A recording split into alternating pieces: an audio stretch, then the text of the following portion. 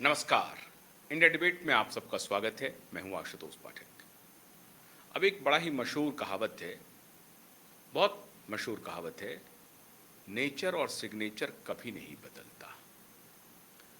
तो कुछ लोगों की प्रकृति कभी नहीं बदल रही है, नहीं बदलती हुई दिखाई पड़ रही है, और सिग्नेचर तो नहीं ही बदल रहा है। मैं बात कर रहा हूं श्रीमान अरविंद केजरीवाल की। अब जितनी गाथा गाएं अरविंद केजरीवाल की, कम ही होगी, क्योंकि अरविंद केजरीवाल हर दिन आपके लिए कुछ ऐसा कर गुजरते हैं जिसमें उनकी चर्चा किए बिना आप रह नहीं सकते। और आप, ऐसा भी नहीं हो सकता कि कोई बात नहीं है, रहने देते हैं, गुजर निकल पड़ते हैं। केजरीवाल जी हैं, वो तो करेंगे ही। इस काम को करने की आदी हैं केजरीवाल जी, यही इनका शगल रहा है। कोई बात नहीं, रहने देते हैं, हम आगे निकल पड़ते हैं। तो केजरीवाल जी के साथ ये नहीं है। केजरीवाल जी आपके अटेंशन को बार बार अपनी तरफ खींच लेते हैं। बहुत ही चुंबकीय गुण है केजरीवाल जी में। लेकिन 2026 की चर्चा करने से पहले जरा मैं श्रीमान और इनकी कारगुजारी 2012 में ले चलता हूं, और आज फिर से यही सुपारी वो ले रहे हैं। लेकिन अभी उन्होंने जो सुपारी ली है, इसकी एक पटकथा पहले, बहुत पहले लिखी गई थी, और वो फिल्म इनकी पूरी तरह फ्लॉप हुई। शुरुआत में तो हिट हो गई, जो काम इनको दिया गया था या जो करवाया जा रहा था, उससे तो ये हिट हो गए। लेकिन बाद में इन्होंने क्या किया वो भी मैं बताता हूँ। याद कीजिए 2012 का दौर। 2011 में यही अन्ना मूवमेंट हुआ था, 2010 से शुरू हुआ और 11 में जोर पकड़ा, और 2011 के बाद वो मूवमेंट जोर पकड़ रहा था, और केजरीवाल एक मूवमेंट से उपजे हुए नेता हो चुके थे। और अभी उनकी पॉलिटिकल पार्टी ठीक तरीके से बनी नहीं थी, लेकिन चर्चा हो रही थी कि वो राजनीति में सीधे प्रवेश कर सकते हैं। इस दौरान उन्होंने देश भर के भ्रष्टाचारी नेताओं की लिस्ट बनाई, बड़े से बड़े भ्रष्टाचारी नेताओं की, और उसमें श्रीमान नितिन गडकरी को भी शामिल किया, कपिल सिब्बल को शामिल किया, पी चिदंबरम को शामिल किया,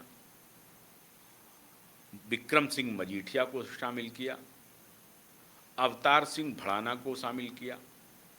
ऐसे बहुत सारे नेताओं की लिस्ट तैयार की। अब 27 लोगों की लिस्ट थी, लेकिन वो कह रहे थे कि 27 शीला दीक्षित को शामिल किया। ये सभी जो नामी चेहरे हैं वो मैं बता रहा हूँ, और भी लोग थे, मुरली देवड़ा से लेकर के बहुत सारे लोग थे उस लिस्ट में। और कांग्रेस बीजेपी दोनों के लीडरान थे, दोनों के नेतागण थे उस लिस्ट में। और रोज अरविंद केजरीवाल उस लिस्ट की कॉपी लेकर के मीडिया के सामने आते थे और कहते थे, हर का हर दिन कुछ न कुछ खुलासा करते थे। तो 2012 में, 2009 में बने थे राष्ट्रीय अध्यक्ष नितिन गडकरी भारतीय जनता पार्टी की। भारतीय जनता पार्टी का अपना एक संविधान है, जो संविधान ये कहता है कि कोई भी राष्ट्रीय अध्यक्ष दोबारा राष्ट्रीय अध्यक्ष तो बन सकता है, लेकिन कॉन्जिक्यूटिव नहीं हो सकता है, एक साथ नहीं बन सकता है। मतलब अभी है और फिर दूसरा टर्म भी उसी राष्ट्रीय अध्यक्ष को मिल जाए, ऐसा उनका संविधान नहीं कहता है। एक टर्म के बाद फिर दोबारा बनाया जा सकता है, 2 टर्म के बाद फिर दोबारा बनाया जा सकता है। वाजपेयी जी को 2 बार बनाया गया। तो बीजेपी का अपना संविधान है, आडवाणी जी बने, लेकिन बीजेपी का अपना संविधान है कि कॉन्जिक्यूटिव, एक साथ आप प्रेसिडेंट को रिपीट नहीं कर सकते। नितिन गडकरी के बारे में चर्चा हो रही थी कि नितिन गडकरी प्रोबेबल भारतीय जनता पार्टी के प्राइम मिनिस्ट्रियल कैंडिडेट भी हो सकते हैं। और उस वक्त प्राइम मिनिस्ट्रियल कैंडिडेट में बहुत सारे लोग थे दिल्ली से, सुषमा जी का भी नाम चल रहा था, एल.के. आडवाणी खुद फ्रंट रनर थे, और वो कह रहे थे कि 9 में जो बात नहीं बनी उसको हम 14 में एक बार कर दें और आखिरी मौका ये दे दीजिए। पार्टी उसके लिए तैयार नहीं थी और मोटे तौर पर संघ तैयार नहीं थी, और पार्टी में भी बदलाव हो गया था, क्योंकि दिल्ली की जो जो तथाकथित कहा जाता है कि संघ चौकड़ी से नाराज थी। भारतीय जनता पार्टी के जो दिल्ली के नेता थे उससे नाराज थे, और संघ ने नितिन गडकरी को अपना नुमाइंदा बना करके भेजा था, और दिल्ली की जो चौकड़ी थी उसको खत्म किया था। चौकड़ी कह लीजिए, या दिल्ली के नेताओं का जो दबदबा था पार्टी के ऊपर, उसको खत्म किया था। उस समय में अरुण जेटली थे, सुषमा स्वराज थी, वेंकैया नायडू थे, अनंत कुमार थे, LK आडवाणी थे, मुरली मनोहर जोशी एक्टिव थे। ये सारे नेता एक्टिव थे, और स्वयं वाजपेयी जी भी जिंदा थे, लेकिन वाजपेयी जी उस स्थिति में नहीं थे, वो एक प्रकार से बेड रिडन हो गए थे और सक्रिय नहीं थे राजनीति में। लेकिन लोग उनको पैर छूने के लिए, उनका आशीर्वाद लेने के लिए उनके घर जाया आया करते थे। तो वाजपेयी जी भी जिंदा थे, LK आडवाणी जी तो एक्टिव थे ही थे, बहुत सारे नेता थे जो इस रेस में थे। अब उसमें हटा करके नितिन गडकरी को लाया गया, नितिन गडकरी को अध्यक्ष बनाया गया 2009 में। उनका कार्यकाल खत्म हो रहा था 2013 दिसंबर में, 2012 दिसंबर में, माफ कीजिएगा, 2012 दिसंबर में। 3 ही साल का टर्म रहता है भारतीय जनता पार्टी के, जो कोई भी अध्यक्ष होते हैं उनका 3 साल का टर्म रहता है, और वो दोबारा एक साथ नहीं बन सकते हैं प्रेसिडेंट, दोबारा उनको बनाया जा सकता है, ये आप सबको मालूम है। तो नितिन गडकरी को 2009 में जो बने, 2012 में उनका कार्यकाल खत्म हो रहा था, और ऐसी चर्चा चली कि नितिन गडकरी का एक्सटेंशन हो सकता है। और जब उनका कार्यकाल खत्म हो रहा था दिसंबर में, तो उस वक्त तक नए अध्यक्ष का अपॉइंटमेंट नहीं हुआ। पार्टी तैयार हो रही थी कि अब नया अध्यक्ष कौन होगा। एक तो नए अध्यक्ष की तलाश थी, तलाश उस वक्त तक पूरी नहीं हुई थी। जब उनका कार्यकाल खत्म हुआ तो कुछ दिन के लिए एक्सटेंड कर दिया गया, और वही अध्यक्ष बने हुए थे।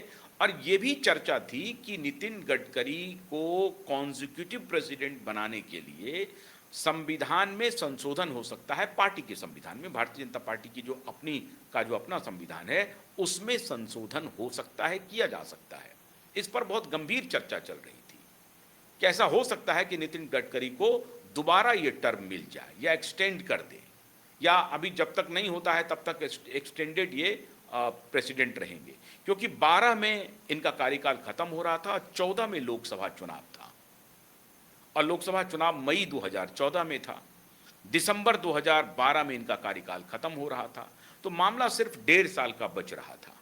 तो पार्टी के अंदर ये चर्चा थी कि अगर 1.5 साल के लिए नितिन गडकरी को ही एक्सटेंशन दे दिया जाए, एक्सटेंशन के लिए एक संशोधन हो सकता है, एक्सटेंशन किया जा सकता है, बनाया तो नहीं जा सकता है दोबारा, लेकिन एक्सटेंशन किया जा सकता है। और एक्सटेंशन करने की प्लानिंग हो रही थी कि 1.5 साल के लिए, अगले 1.5 साल के लिए नितिन गडकरी को ही दे दिया जाए, क्योंकि उस वक्त तक आशा नहीं थी कि भारतीय जनता पार्टी सत्ता में लौट सकती है, नहीं लौट सकती है।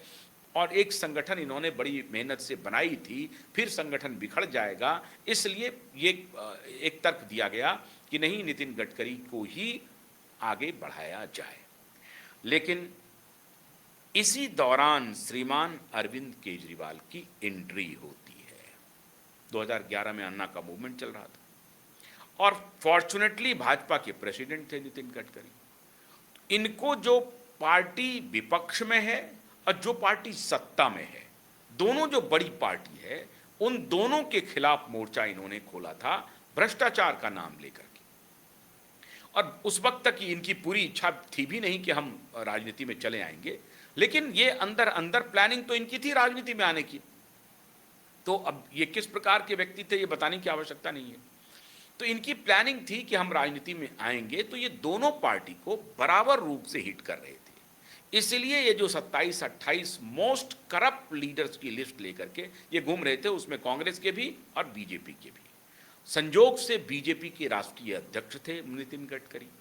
इनके खिलाफ जो इन्होंने करप्शन का मोर्चा खोला, उसमें पहला आरोप ये लगाया कि नितिन गडकरी इतने करप्ट हैं कि इन्होंने विदर्भ में किसानों की 150 एकड़ जमीन हथिया ली है, कब्जा कर लिया है, और वो जमीन जो है उसको कब्जा करके उस पर गन्ने की खेती कर रहे हैं और अपना व्यापार कर रहे हैं, जिसको सरकार ने लिया था, अधिग्रहण किया था, और सरकार उस जमीन का फायदा नहीं उठा रही है, बल्कि नितिन गडकरी उठा रहे हैं। सरकार ने किस लिए जमीन लिया था? एक डैम बनाने के लिए लिया था, और डैम के से जो पानी आ रहा है, उस डैम के पानी का प्रयोग ये सबसे ज्यादा अपने जमीन में कर रहे हैं और गन्ने की खेती कर रहे हैं। और उसी वक्त ये जो इथेनॉल की अब चर्चा आ रही है, मैं बता रहा हूं कि ये नितिन गडकरी हैं, इन्होंने गन्ने की खेती कर रहे हैं और वो डैम वाली जमीन हथिया ली है और सरकार ने इनको दे दिया है। बहुत बड़े करप्शन में है, भ्रष्टाचारी हैं। नितिन गडकरी के बारे में अरविंद केजरीवाल रात दिन ये माहौल बनाना शुरू किया। उसको हवा दी भारतीय जनता पार्टी के अंदरूनी नेताओं ने भी। सच्चाई तो यही है। तात्कालीन नेता अब इस दुनिया में नहीं हैं, लेकिन श्रीमान अरुण जेटली के ऊपर बहुत गंभीर आरोप लगते थे उस दौरान के जो भी मीडिया के बंधु होंगे उन सबको मालूम था कि नितिन गडकरी सार्वजनिक रूप से तो नहीं, लेकिन अपने मित्रगणों के बीच बैठ करके चर्चा करते थे और वो कहते थे कि देखिए किस प्रकार से हमारे खिलाफ इस तरह का विशियस कैंपेन चल रहा है और अपोजिशन के हाथों हमारे ही लोग खेल रहे हैं, हमसे क्या दुश्मनी है पता नहीं।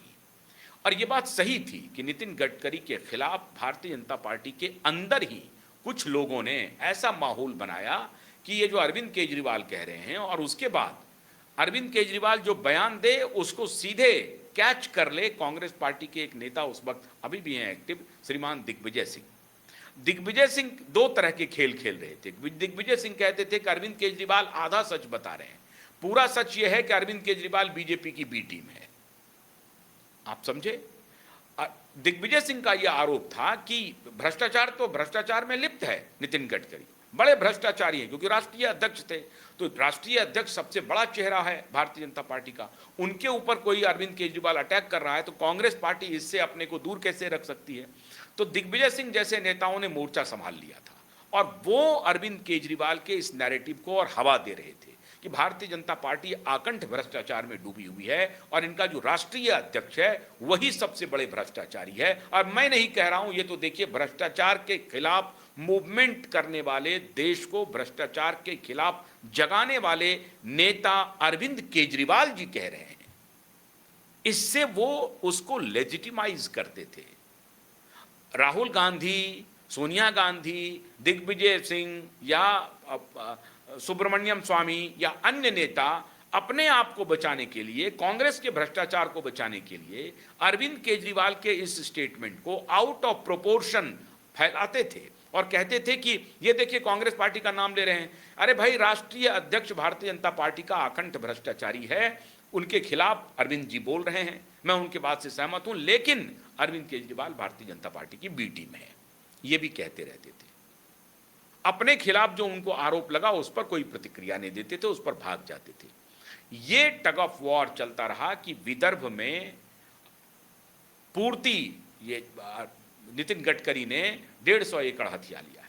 बाद में नितिन गडकरी ने उसको क्लैरिफाई किया कि भाई वो जमीन मेरी नहीं है, वो जमीन एक पूर्ति ऑर्गेनाइजेशन है, एक ट्रस्ट है, एक कंपनी है, जो भी है उसके पास है, और वो एक बंजर इलाके में जहां कुछ नहीं उपजता है वहां पर डैम बन रहा है और हम लगातार विदर्भ के किसानों के हित के लिए प्रयोग कर रहे हैं।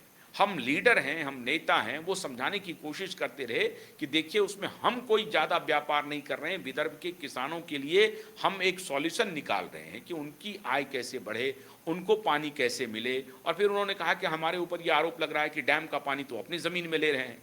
उन्होंने कहा कि डैम का 0.08% या 0.8% ही हम पानी का उपयोग कर पा रहे हैं, और कहा गया कि डैम का सारा पानी नितिन गडकरी की कंपनी पूर्ति कर रही है। बाद में नितिन गडकरी ने अरविंद केजरीवाल के खिलाफ मानहानि का मुकदमा किया कि मेरे खिलाफ ये भ्रष्टाचार का आरोप लगा रहे हैं, मानहानि का मुकदमा किया 2014 में। और क्या हुआ, जब दिसंबर 2012 में ये आरोप लगना शुरू हुआ, इतना बवाल मचा कि इनका जो दूसरा टर्म मिलने वाला था नितिन गडकरी का, और जो संविधान में संशोधन होने वाला था, कि इनको एक्सटेंशन कर दिया जाए। अभी देखिए कि जेपी नड्डा एक्सटेंशन पर रहे लंबे समय तक एक्सटेंशन पर रहे, कोई किसी ने कुछ नहीं कहा। लेकिन नितिन गडकरी का जैसे ही एक्सटेंशन होने की बात चली कि पूरी एक्टिव हो गई विद इन द पार्टी और आउटसाइड पार्टी तो हुआ ही। और इसका खामियाजा ये हुआ कि जनवरी 2013 में, दिसंबर में कार्यकाल समाप्त हो रहा था, जनवरी 2013 में नितिन गडकरी को इस्तीफा देना पड़ा और फिर भारतीय जनता पार्टी के दूसरे राष्ट्रीय अध्यक्ष राजनाथ सिंह बने, जो कि संघ की भी पसंद थे और पार्टी के भी पसंद थे। एल.के. आडवाणी बनना चाह रहे थे, नहीं बने, और भी लोग थे, मुरली मनोहर जोशी, अन्य लोग भी थे, उन सबका की बात नहीं हुई और राजनाथ सिंह को एक समझौता कैंडिडेट के रूप में कि भाई आप भी सही ये दोनों के बीच में समझौता हुआ संघ और पार्टी के बीच में कि ठीक है, अगर नितिन को आप एक्सटेंशन नहीं दे सकते हैं तो राजनाथ जी को ले आते हैं। और उसमें फिर अरुण जेटली वगैरह का बहुत बड़ी भूमिका थी, जो भी है, लेकिन राजनाथ जी आगे अध्यक्ष बन गए। मुद्दा ये नहीं है, भारतीय जनता पार्टी का विषय नहीं है, विषय जो है उसको समझाने की मैं कोशिश कर रहा हूं, जो बताने की कोशिश कर रहा हूं। अब वो आया है मूल विषय ये है कि 2014 में सरकार आ गई भारतीय जनता पार्टी की और उसके बाद यही अरविंद केजरीवाल सरकार छोड़ दी थी। जब मानहानि का मुकदमा नितिन गडकरी ने दायर किया उनके खिलाफ, कपिल सिब्बल ने भी दायर किया और इन्होंने भी दायर किया, अरुण जेटली ने भी दायर किया। इसके बाद सरकार बन गई और इस शख्स ने, अरविंद केजरीवाल ने, बिना शर्त लिखित पत्र लिखा। क्या लिखा? इतनी निर्लज्जता है इस इंसान में और मैं हैरान हूं कि इतनी निर्लज्जता के बाद भी, एक बार नहीं हो रहा है, ये बार बार हो रहा है, बार बार, फिर भी आप सभी लोग इनसे गुमराह हो जाते हैं। क्या लिखा उन्होंने? लेटर में लिखा, गडकरी कहा, डियर गडकरी जी, हम दोनों राजनीति में अलग अलग पार्टियों से हैं। मेरी ओर से तथ्यों की जांच किए बिना आपके खिलाफ भ्रष्टाचार के आरोप लगाए गए थे। शायद इनसे आपके सम्मान को ठेस पहुंची और इसलिए मेरे ऊपर मानहानि केस कर दिया। मैं निजी तौर पर आपका विरोधी नहीं हूं। देखते जाइए, आरोपों को लेकर मुझे खेद है। चाहता हूं अब मेरे खिलाफ चल रहा मानहानि केस वापस ले लिया जाए। मेरा सुझाव है कि हमें आपसी सहयोग दिखाते हुए अपनी ऊर्जा देश के लोगों की सेवा करने में लगानी चाहिए। बता दें कि केजरीवाल 19 जनवरी को, मतलब ये रिपोर्ट जो है उसमें, इसके पहले, ये खत लिखने के पहले 19 जनवरी को केजरीवाल ने नितिन गडकरी से मुलाकात की थी। उस वक्त नितिन गडकरी केंद्रीय मंत्री बन चुके थे। अब आप बताइए, 2012 नवंबर दिसंबर का कार्यकाल, इसमें इस तरह से झूठा आरोप जो कहीं टिक नहीं रहा था, सोशल मीडिया पर कैंपेन, मीडिया में कैंपेन, चारों तरफ जहां गडकरी जी दौड़े जा रहे हैं, मीडिया वाले कैमरा माइक लगा रहे हैं, पूर्ति के बारे में बताइए, पूर्ति के बारे में बताइए, पूर्ति के बारे में बताइए। खैर, करते कराते इनसे इस्तीफा ले लिया और इतना मानहानि करने के बाद ये शख्स दोबारा क्या किया? माफी मांगा। कहां पे? अदालत में मिला जाकर के, बिना शर्त कहा कि हां, हमने बिना कोई फैक्ट के, बिना किसी आधार के हमने आपके ऊपर आरोप लगा दिए, इसका हमें खेद है। आप सोचिए, एक व्यक्ति को पूरी तरह से डिफेम किया, भ्रष्टाचारी साबित करने की कोशिश की, कोई तथ्य नहीं दे पाए, उसके बाद माफी मांगे अदालत में जाकर के, तब इनका केस वापस हुआ। यही काम इस शख्स ने कपिल सिब्बल के साथ किया। कपिल सिब्बल के बेटे ने मानहानि दायर किया इनके खिलाफ, फिर वहां पर माफी मांगा, कहा कि हम आपसे भी माफी मांगते हैं। कपिल सिब्बल के बेटे ने भी मानहानि का केस वापस लिया। अरुण जेटली को भी बदनाम किया, वहां भी माफी मांगी, वो भी वापस लिया। अवतार सिंह भड़ाना से भी माफी मांगा, विक्रम सिंह मजीठिया से भी माफी मांगा। जिन जिन के खिलाफ इसने आरोप लगाई, वो आरोप बिना तथ्य के, बिना साक्ष्य के, सत्य से परे, निराधार थे और ये व्यक्ति सार्वजनिक रूप से माफी मांग चुके हैं, लिखित। अब ये व्यक्ति फिर नया ड्रामा कर रहा है। और अब नया ड्रामा क्या कर रहा है? पहले सोशल मीडिया पे लगातार मीम्स चल रहे हैं जिसका कोई लेना देना नहीं है। मैंने इसके पहले अभी एक शो किया है जिसमें ये बताने की कोशिश की है कि इथेनॉल और पेट्रोल का क्या मतलब है।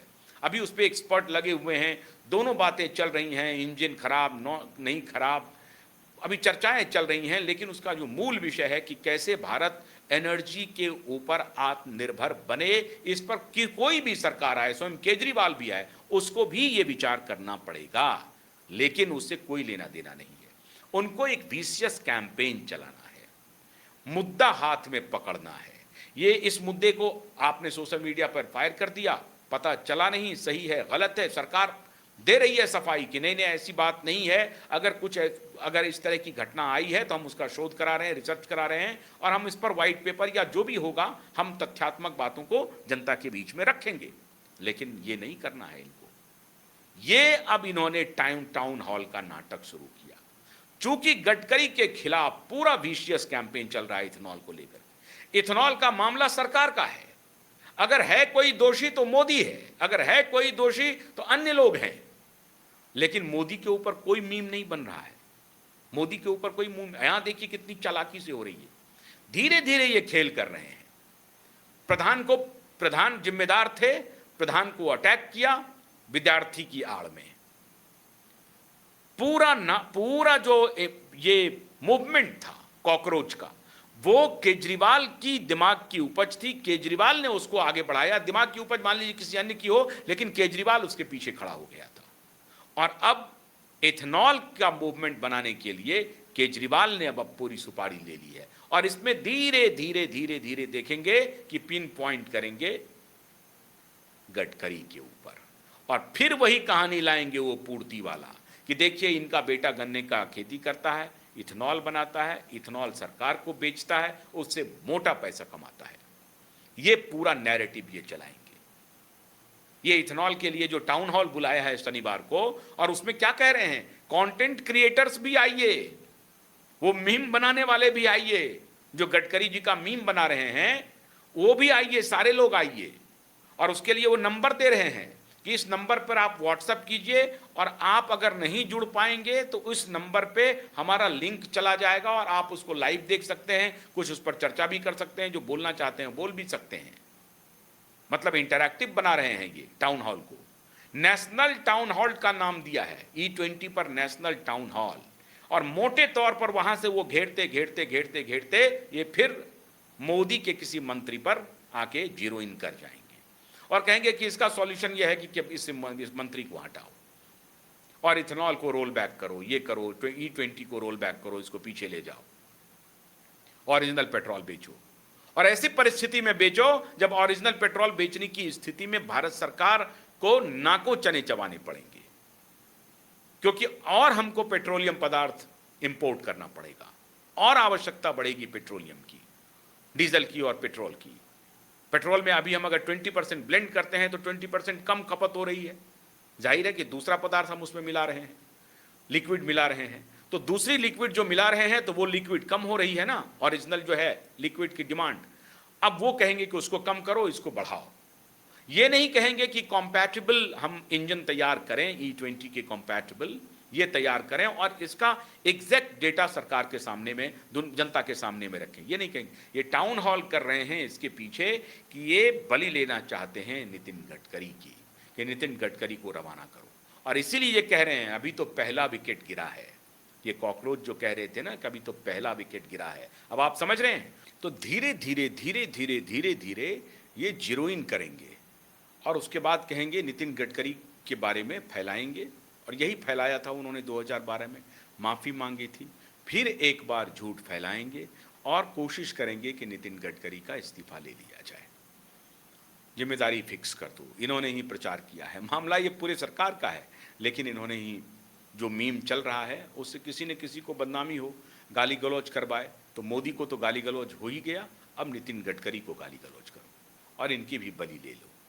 लेकिन शायद इस बार केजरीवाल भूल कर रहे हैं। मैं नहीं समझता हूं कि केजरीवाल जी को इस मुद्दे पर सफलता मिलेगी, क्योंकि इनकी धूर्तता को श्रीमान राहुल गांधी ही फुस कर देंगे, हवा निकाल देंगे। बहुत बहुत शुक्रिया, नमस्कार।